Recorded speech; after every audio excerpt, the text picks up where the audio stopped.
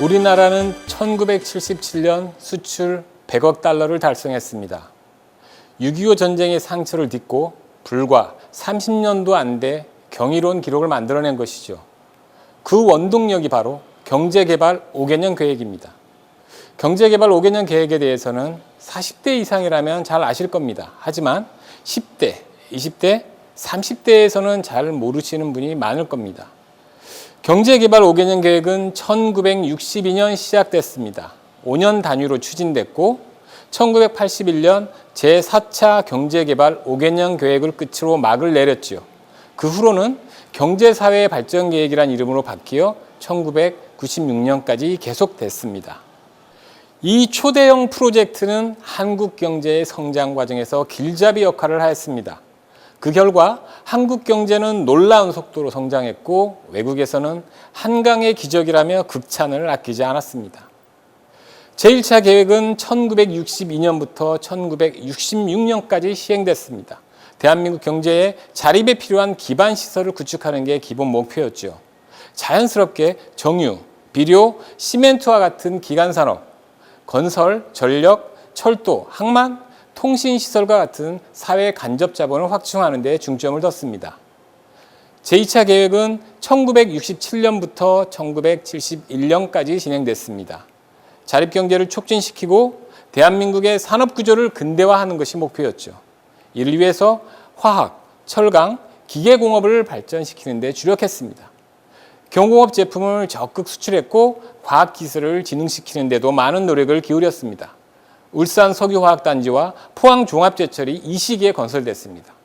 경인고속국도와 경부고속국도도 이때 만들어졌죠. 서울에서 부산까지 단번에 달려갈 수 있게 됐으니 이때부터 대한민국이 전국 일일 생활권으로 접어들었다고 해도 과언이 아닐 겁니다. 남강 다목적댐도 이때 건설됐습니다.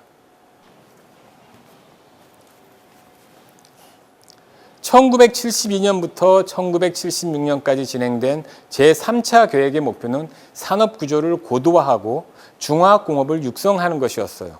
정부는 성장과 안정, 균형을 슬로건으로 내걸었습니다. 철강, 화학, 비철금속, 기계, 조선, 전자산업을 6대 전략산업으로 선정한 뒤 집중 투자하기 시작했습니다. 호남, 남해, 영동, 동해고속도로가 이 3차 계획 시절 개통됐지요. 이어 1977년부터 1981년까지 진행된 제4차 계획 때는 자력 성장 구조를 실현하기 위해 기술, 고용 집약적 산업을 적극 육성했습니다. 슬로건은 성장, 안정, 형평으로 바뀌었죠. 여천석유화학공단, 고리원자력발전소, 대청 다목적댐이 준공됐고 구마고속도로가 개통된 것도 이 무렵입니다. 제4차 계획이 시작된 첫 해, 그러니까 1977년입니다. 우리는 마침내 수출 100억 달러를 기록했습니다. 1948년 수출액이 1,900만 달러에 불과하던 우리나라가 30년 만에 100억 달러라는 경이로운 기록을 만들어낸 것입니다. 우리나라는 2011년 현재 5천억 달러의 수출을 기록하며 세계 7위의 무역국가로 발돋움했습니다.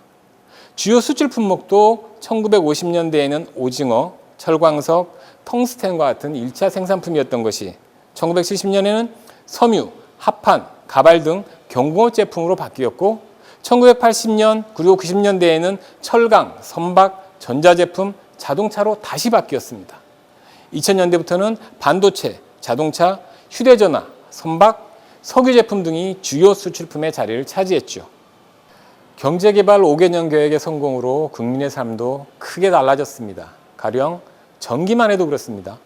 1960년대 중반만 해도 전기는 도시의 50%, 농촌의 10%에만 보급됐었습니다. 그러던 것이 1980년대 직전에는 전기가 보급되지 않는 지역이 거의 없을 정도가 됐습니다. 그러나 수출 제일주의 정책의 부작용도 컸습니다. 수출품의 가격 경쟁력을 확보하려다 보니 근로자들을 저임금, 장시간 노동에 묶어뒀던 것이죠. 농업에 소홀해졌고 서비스업 같은 내수산업은 수출에 밀려 크게 발전하지 못했습니다. 수출 위주로 경제정책을 펴다 보니 대외 의존도가 높아져 해외 경기에 국내 경제가 크게 영향을 받기도 합니다. 대기업 위주의 경제 구조도 수출 제일주의의 산물이라고 할 수 있죠. 이제 대한민국 경제는 선진국 수준에 이르렀습니다.